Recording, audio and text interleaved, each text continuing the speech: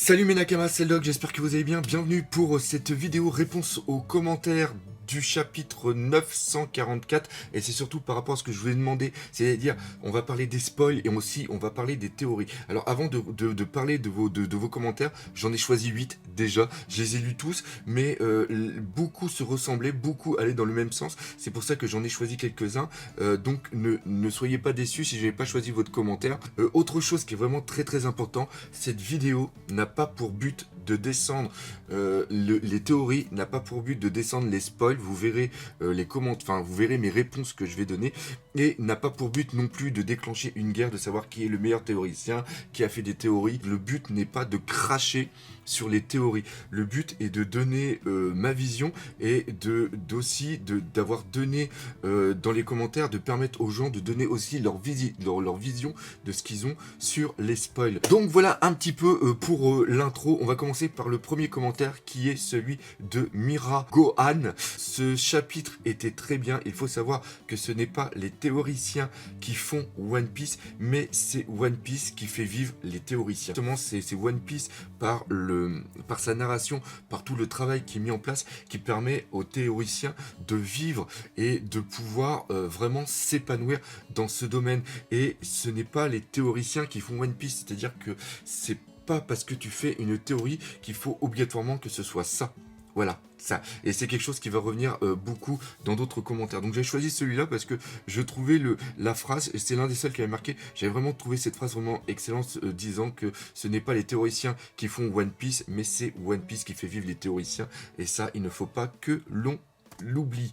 Deuxième commentaire, celui de Néo Loin. Bonjour le doc, pour moi ce chapitre je le trouve excellent, mais par contre les théories je déteste et les spoils j'en ai strictement rien à faire. Je pars du principe que tous les gens qui vont sur YouTube, Google et les réseaux sociaux qui se plaignent de spoil, ils n'ont qu'à retourner à l'âge de pierre, un point, c'est tout. Merci, continue comme ça, même si tu aimes pas les spoils, je suis désolé, c'est très rare que je donne mon avis, mais là j'étais obligé, juste marre des gens qui se plaignent des spoils, et c'est tout. Alors, oui, tu as raison. D'ailleurs, c'est pour ça que là, d'ailleurs, au moment où je fais cette vidéo, les spoils, on m'a averti que les spoils étaient sortis. Je voudrais remercier Anthony de la page Facebook One Piece Spoil FR, qui est l'une des premières pages spoil qui avait été créée sur Facebook. Ils font un travail de fou. Malheureusement, je peux plus y aller.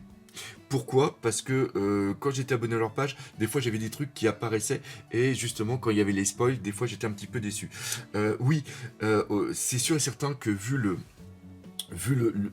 monde dans lequel on vit, où tout le monde veut avoir l'information en premier et aussi détenir une gloire en la postant en premier, il est absolument impossible de pouvoir esquiver les spoils. Moi je pars du principe que je ne veux pas être spoilé, donc à partir du jeudi là, je m'enlève des réseaux sociaux où j'y vais discrètement pour poser un truc et après partir, parce que il est impossible, si tu vas sur Facebook ou si tu vas sur Twitter, de ne pas te faire spoiler. Par contre, moi je pars du principe que moi, ne voulant pas être spoilé, quand je suis l'un des premiers à lire le chapitre et après à faire la vidéo, je m'impose de ne pas spoiler dans les vignettes et aussi dans les titres. Pourquoi? Parce que certains qui me regardent vont lire le chapitre qu'après leur travail, c'est-à-dire à 17h, 18h, et si ils viennent regarder ma vidéo et si ils viennent voir dans ma vignette une grosse information, ou dans le titre il s'est passé ça, l'arrivée de truc, la mort de un tel, le pouvoir de un tel, la grosse révélation du truc machin bidule, eh bien les gens vont être biaisés parce que involontairement ils vont avoir l'information. Et c'est vraiment quelque chose qui me tient personnellement énormément à cœur. C'est quelque chose que j'ai mis en place, c'est quelque chose que vous aussi vous appréciez. Et encore une fois, je remercie énormément Chris qui me fait les vignettes et qui se casse des fois la tête pour ne pas justement spoiler. On est là en train de se poser la question, qu'est-ce qu'on va mettre, tout ça. Par exemple, dans le dernier chapitre, on a évité, même dans la critique analyse de chapitre, on n'a pas parlé de Killer. On n'a pas parlé de Kid, on a rien fait du tout. Pourquoi? Pour ne pas dire, parce que c'était un truc qui était tellement important que si tu le mets dans ta vignette, obligatoirement, tu vas le reconnaître, tu vas te dire, il va se passer quelque chose. Et pour moi, encore une fois, c'est ma vision de la chose, c'est quelque chose que moi, je ne veux pas avoir, donc je ne le fais pas. Donc voilà, ça c'était la petite chose. Maintenant, on passe à l'autre commentaire. Alors là, on va parler de la hype en général, commentaire de Ziller59. Pour moi, la hype nuit à une œuvre si c'est mal géré. Par exemple, prenons un jeu vidéo. Si les bandes annonces, les news, les screens nous montrent 95% du jeu, une fois le jeu en main, même si le jeu est excellent, on sera déçu. Pareil pour un film avec ses bandes annonces. Et ça, c'est vrai. Je sais plus c'est quel film que j'avais été voir, mais bah tiens, par exemple, Infinity Wars. Le dernier, eh bien, Endgame, je trouve que les spoils, les bandes annonces étaient bonnes parce que ils nous amenaient pas dans vraiment de ce qui allait se passer. Même si tu avais regardé les bandes annonces, tu avais toujours eu cette surprise alors qu'il y en avait d'autres films, je ne sais plus lequel, je peux pas vous dire là, mais quand tu avais vu la bande annonce, tu avais vu la moitié du film et il n'y avait plus aucune surprise parce que tu dis, ah bah oui, mais on sait qu'un tel va venir, tu vois, il n'y a pas le répondant. Cependant, la hype est nécessaire et tu as parfaitement raison pour nous donner envie de consommer, mais il faut bien la gérer. Maintenant, pour les mangas et les théories, le problème, c'est qu'une bonne théorie, à la fin, on se dit, waouh, c'est forcément ça. Alors ça, c'est quelque chose que je lis énormément. Quand il y a des bonnes théories, quand il y a des théories, les gens marquent, ça on l'a souvent sur Twitter, ils disent, c'est pas une théorie, c'est du spoil. Parce que on a l'impression que ça va se réaliser. Et l'inconvénient, c'est que quand tu fais une théorie ou quand tu émets une idée et qu'elle se réalise, c'est surtout celle-là que les gens vont prendre et vont se dire, oui, mais regardez, à telle date, tel youtubeur a fait telle théorie et ça s'est avéré exact. Et les gens prennent ça pour argent comptant, pensant qu'ils ont une capacité d'analyse qui est vraiment incroyable et qui permet aux youtubeurs ou qui permet aux personnes qui a écrit la news de se dire, eh bien, tout ce que maintenant lui va dire, il faut faire attention parce qu'il y a des très très grandes chances que ça se réalise. Waouh, c'est forcément ça. Et elle finit par être fausse et on est forcément déçu. Et avec le chapitre 944, le gros problème vient du fait que tout le One Piece Game était d'accord pour dire qu'un truc de fou furieux allait arriver avec Zoro. On a eu le temps de faire monter la hype et surtout le chapitre 943 se termine avec une page sur Zoro et Senji pour la première fois depuis 5 ans. Et oui, c'est ça aussi qui est dangereux. C'est-à-dire que là, tous les éléments pour faire monter cette hype et que cette hype et que les choses se réalisent étaient mis en place. Ça fait hyper longtemps qu'on parle du chapitre 944 et même moi, je l'avoue, j'ai regardé certaines de mes vidéos, de mes anciennes vidéos, j'ai dit oui, il va sûrement se passer quelque chose dans le chapitre 944. Cependant, j'ai, dans mes dernières vidéos, dans mes dernières critiques analyses, j'ai essayé de calmer le jeu en disant ouais, mais c'est un chapitre qui va être en milieu de tome et donc obligatoirement tel qu'on connaît la construction d'Ichiro Oda, un tome ça fait ça, c'est-à-dire que on a la hype qui descend de la fin du précédent tome et après en milieu de tome il y a une hype qui monte pour après redescendre dans les 2-3 chapitres suivants pour après remonter. C'est toujours en vague. L'écriture d'Ichiro Oda. Il travaille beaucoup comme ça. Et donc, on sait à peu près à quel chapitre il va se passer des choses et à quel chapitre il va pas se passer des choses, où ça va être plus calme, où ça va être, comme on dit, des chapitres de transition. Ça, c'est seulement une analyse du travail narratif que fait Ichiro Oda. Et l'inconvénient, c'est que le chapitre 944 était un chapitre à peu près de milieu, donc il s'était passé des choses assez importantes et on nous bassine. Et c'est vrai qu'il y en a qui ont énormément joué dessus, on va pas se mentir là-dessus, qui ont joué sur le fait de il va se passer ça, quelles pourraient être les théories, quels pourraient être les trucs, et en un sens, on va pas leur cracher dessus, leur dire qu'ils ont pas raison, parce que c'était aussi une demande des personnes qui lisaient. Même moi, on m'avait dit qu'est-ce que tu penses, qu'est-ce qui va se passer, fais-nous quelques trucs. Mais moi, j'avais pas envie parce que, un, j'avais pas le temps, puis deux, comme je l'ai dit, j'avais pas du tout envie. Donc, ces éléments ont fait que certains étaient sûrs à 100% que les théoriciens avaient raison. Et la déception de voir que les théories sont fausses font que les gens blâment Oda pour ne pas avoir donné aux fans ce qu'ils espéraient voir. Et oui, là on arrive dans du fan service, c'est-à-dire que des fois, les fans, quand ils font quelque chose, ils veulent absolument que ça soit vrai parce que tout ce qu'ils ont mis en place, toute leur démarche au niveau de la théorie, pour eux est tellement bonne et tellement de trucs qu'ils ont aussi un espoir que ça se passe, et quand ça va pas dans leur sens, et bien tout simplement ils disent que ce n'est pas une faute qui leur est imputable à eux, c'est seulement le mangaka qui n'a pas eu la meilleure idée pour la réalisation de la suite de son œuvre. Et c'est là où parfois je trouve que on dépasse le cadre qui nous est imposé et on reprend la première phrase que j'ai dit au début. C'est bien, c'est pas nous qui faisons vivre One Piece, mais c'est bien One Piece qui nous fait vivre nous. Après, nous avons un commentaire de Mokhtar Alpha. Yo le vieux, non, je ne suis pas si vieux que ça. Si, mais c'est pas grave, ça me dérange pas. Je suis pas fan du tout des théories, mais il y a quand même du bon. Ça permet de discuter du neuf qui nous passionne tous et l'investissement des théoriciens One Piece nous conduit souvent à remarquer des détails intéressants. Et c'est là où il y a vraiment du très très bon dans les théories. Pour faire une théorie, souvent, on va faire des recherches en amont de tout ce qui s'est passé, et même souvent des sources d'inspiration d'Ichiro Oda. Et comme je l'ai dit tout à l'heure, faire des théories demande énormément de temps. Et d'ailleurs, c'est pour ça que certains ne font ça que sur leur chaîne. Pourquoi?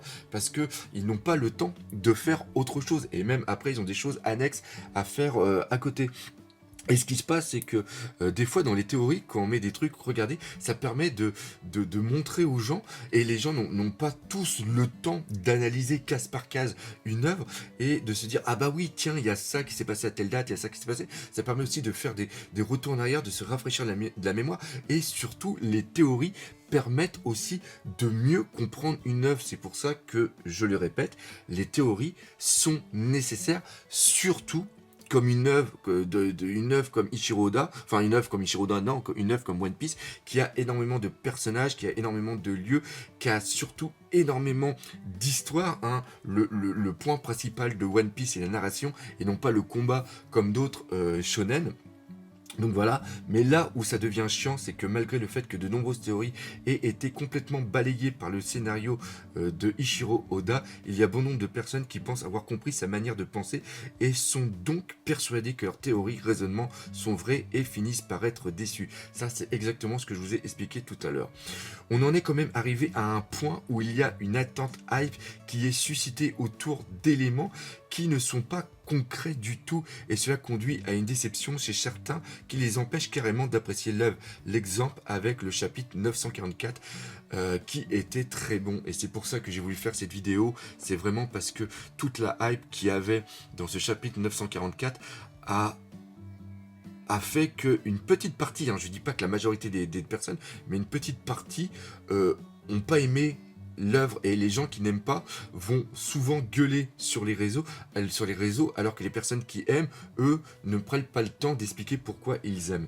Donc si les gens veulent théoriser, qu'ils le fassent, mais qu'ils partent du principe que leur théorie est fausse, et c'est surtout le raisonnement qui conduit à la théorie, plutôt le résultat en lui-même qui est, plutôt que le résultat en lui-même qui est intéressant, car le maître d'une œuvre reste son auteur. Sinon, continue le vieux, force à toi.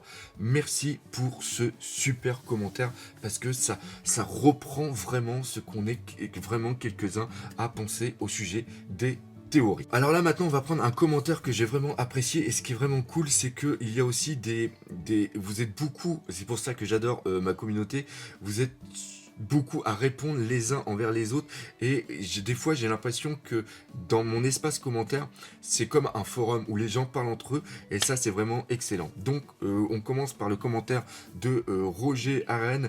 Oui, pour les théories, car elles émettent d'élargir notre vision de l'œuvre, de découvrir d'autres récits, cultures, et surtout les théories de base représentent l'expression de la passion.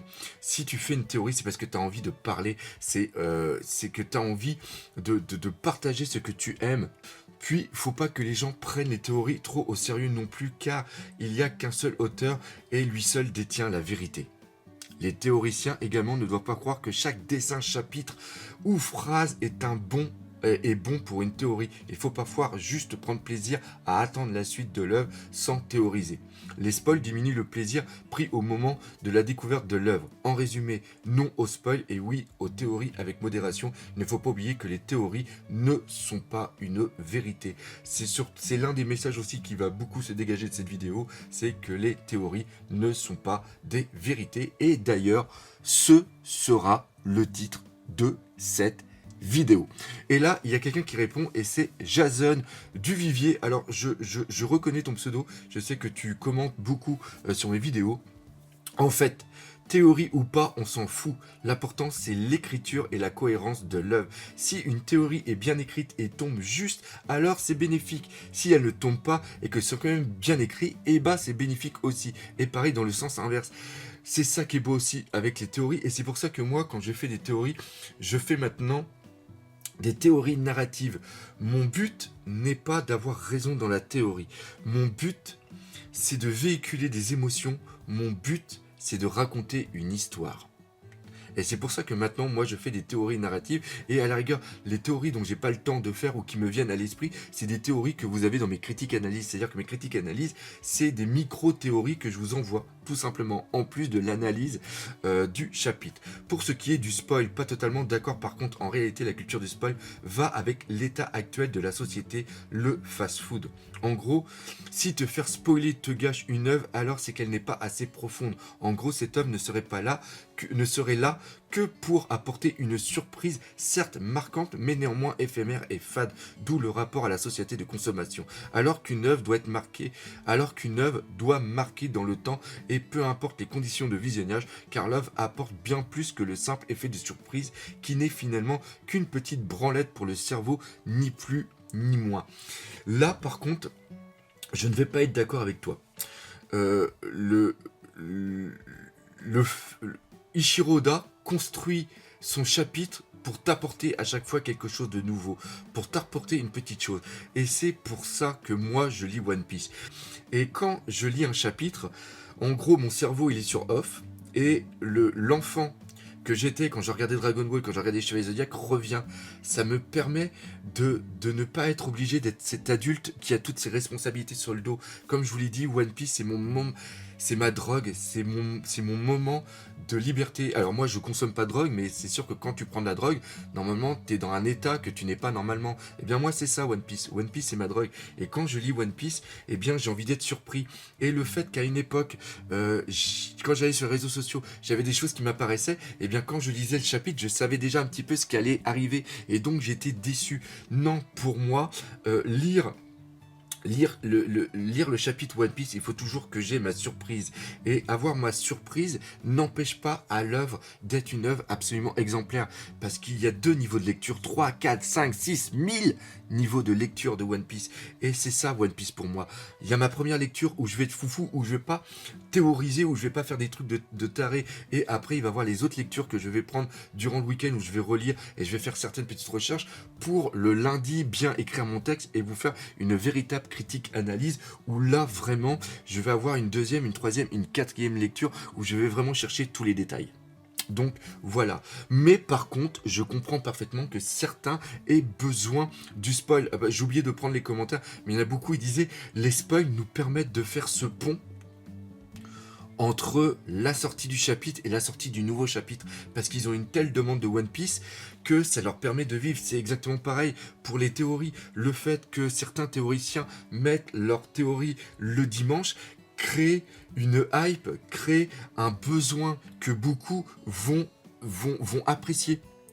Donc, ils sont là à lire leur chapitre et ils savent que le dimanche, ils vont avoir leur vidéo par leur youtubeur préféré et c'est leur manière aussi de partager l'œuvre. Et donc, le travail que eux, ils font, les théoriciens et les gens qui font des vidéos sur YouTube, eh bien, permet aux gens de savourer, de vivre One Piece et permet surtout de permettre à One Piece d'avoir une telle ampleur, d'avoir une telle hype et ça, c'est génial. Très bon, maintenant on va arriver sur un très très bon commentaire de Koldar. Salut le doc, le problème selon moi est que la plupart des théories sont basées sur des désirs de fans que vous essayez ensuite d'étayer par le biais de la confirmation. On voit que le mec qui a écrit ça, c'est un scientifique. Il a un petit peu la même vision que moi, c'est-à-dire c'est la vision que je fais quand je fais justement des théories. Autrement dit, vous émettez une idée dans un premier temps et ensuite vous recherchez tous les éléments qui vont dans le sens de votre idée. Mais avec une méthode comme ça, on peut justifier n'importe quelle théorie moisie. Et oui, c'est souvent comme ça. Souvent, on va avoir l'idée, il y a un truc qui va nous intéresser, on va dire « Ah putain, ça c'est ça, donc ça doit obligatoirement venir de ça. » Et après, on va chercher dans One Piece tous les éléments qui vont pouvoir étayer notre idée. C'est-à-dire que on met One Piece au service de notre idée. C'est le contraire d'une démarche scientifique. Et oui, parce que moi, quand je fais une théorie, je prends ma théorie et je vais chercher dans One Piece tous les éléments qui vont pouvoir niquer la gueule à ma théorie. Donc c'est le contraire d'une démarche scientifique. La deuxième erreur fondamentale, c'est de croire aveuglément qu'Oda a tout prévu depuis le début. Ce qui, là encore, est plus une croyance de fanboy qu'autre chose. Preuve, les supernovas créés au dernier moment. Et oui, je faisais partie de ce culte, de cette secte, on peut carrément appeler ça, qui pense que Oda maîtrise tellement son œuvre que tout ce qu'il écrit est quelque chose qui a été fait, qui a été géré, qu'il a mis ça en place. Tout ce qu'il a fait, il l'a mis en place depuis le début. Depuis le début, il avait tout pensé. Non, depuis le début, il a pensé à la fin, mais il l'avait dit dans une interview, son histoire évolue en même temps que lui, et surtout évolue par rapport à ce qu'il ressent, évolue par rapport à ce qu'il vit. Il a expliqué depuis qu'il avait un enfant, il avait changé, il avait mis des nouvelles choses en place. Et souvent, quand tu vas créer un récit, pour ceux qui ont fait un petit peu de littérature, c'est quelque chose que tu apprends. Tu as un squelette général de ton œuvre qui est fait par rapport à des trucs qui sont des archétypes. Et souvent, quand tu écris quelque chose, c'est ce que tu as écrit en amont qui te permet de créer la suite et de faire après des liens. C'est-à-dire qu'à un moment, tu arrives à un endroit et te dis ah, ok, là maintenant que j'ai cette idée, eh bien, je vais utiliser ce que j'ai fait en amont pour pouvoir étayer ce que je fais maintenant. C'est-à-dire que quand il avait écrit la chose en amont, il n'avait pas obligatoirement penser à ce qui allait se passer ensuite à tel moment X. En gros, Ichiro Oda a prévu des trucs globales au niveau des arcs, mais ce qui se passe ponctuellement au point X, Y ou Z, c'est quelque chose qu'il met en place au fur et à mesure. Il a un cahier avec plein d'idées et après il vient piocher les idées au fur et à mesure et vient après les placer sur la timeline. C'est-à-dire que des fois, il y a des foreshadowing qui sont présents, on va pas le mentir, c'est l'une des forces de son œuvre, mais parfois, il y a des trucs qui sont faits après. C'est la méthode que utilise Akira Toriyama pour avancer, c'est-à-dire que quand il a créé l'armée du ruban rouge, il n'avait pas pensé aux cyborgs du futur. Il a créé les cyborgs du futur parce qu'il avait déjà fait les rubans rouges avant et s'est servi d'excuses. Là, par exemple, tu as un faux foreshadowing. La conséquence de ça, c'est que vous allez essayer de justifier une théorie actuelle avec des éléments trouvés dans 100, 200 chapitres auparavant, alors même que ce n'est pas pertinent. Et oui, certains essayent tellement de valider leur théorie que parfois ils vont prendre un élément complètement sorti de leur contexte pour étayer leur théorie. C'est ce que l'on appelle des biais de confirmation. Résultat, 99% des théories du YouTube Game sont fausses et les fans un peu jeunes ou qui ne savent pas comprendre la logique du scénario sont déçus. Donc voilà, encore une fois, gros merci pour ces théories et c'est d'ailleurs quelque chose qu'on avait parlé avec le Roux il y avait quelques années. Et on va terminer par ce dernier commentaire de Sam Mio, qui est vraiment excellent. Et je pense que ce commentaire va servir de fin à cette vidéo. Je vais être cru par rapport au début de la vidéo. C'est débile de penser qu'il y a un bon comme un mauvais côté au spoil, aux théories, je m'explique. Pour ce qui est des spoils, ce sont juste des informations à l'avance pour combler l'attente des fans. J'en fais partie et en règle générale, les spoils sont suffisamment détaillés et précis pour ne pas surhyper. Pour les théories, bah écoute, je ne regarde plus vraiment pour être honnête, non pas parce que ça m'a gâché l'œuvre, mais surtout que la plupart des vidéastes se contredisent d'une théorie à une autre, preuve d'un manque de sérieux ou tout simplement qu'ils nous prennent pour des cons. Je pense plus pour la deuxième option. Mais les théories en soi, c'est juste une idée argumentée. Je précise car une cover de chapitre n'est pas un argument recevable. Mais la théorie en soi est juste une idée argumentée de la part d'un fan. Déjà en partant de ce postulat, 99% de ce qu'on appelle des théories sont des fanfics et ont très peu de chances de se réaliser. Et qu'on ne se trompe pas, les youtubeurs, internautes qui les postent savent pertinemment qu'il y a peu de chances que cela se produise au vu de la faiblesse de leur argumentation pour la plupart. Donc, quel est le problème commun des spoils et des théories? Et c'est là où ça devient excellent. Et oui, c'est le sens et l'importance que leur donnent certains. Le problème ne sont pas les spoils ou les théories en soi, mais la crédulité et la bêtise de ceux qui les lisent, regardent en s'imaginant des trucs de ouf. Le problème est communautaire et non pas dans l'essence même des spoils et des théories. Si les mecs arrêtaient de prendre pour argent comptant ce que leur disent leurs influenceurs favoris, ici le terme influenceur prend tout son sens. De même, si les mecs lisent les spoils et s'en tenaient à ce qui est marqué, on n'en serait pas là. Bref, pas sûr que tu verras le commentaire et si je l'ai vu le doc, mais je pense que tu fais fausse route en pensant que les spoils et théories sont responsables du comportement de certains. Donc voilà, j'ai trouvé ton commentaire absolument génial. Il va servir de fin. N'hésitez pas à réagir aussi dans les commentaires. Comme je l'ai dit, j'ai plus l'impression qu'on est sur un forum où on est là pour partager. Comme d'habitude, si vous avez aimé cette vidéo, n'hésitez pas à me soutenir sur Utip et aussi sur Tipeee. Partagez par les autour de vous, laissez des commentaires. Mais surtout, le principal, c'est que One Piece, c'est la vie. Allez, salut mes Nakama.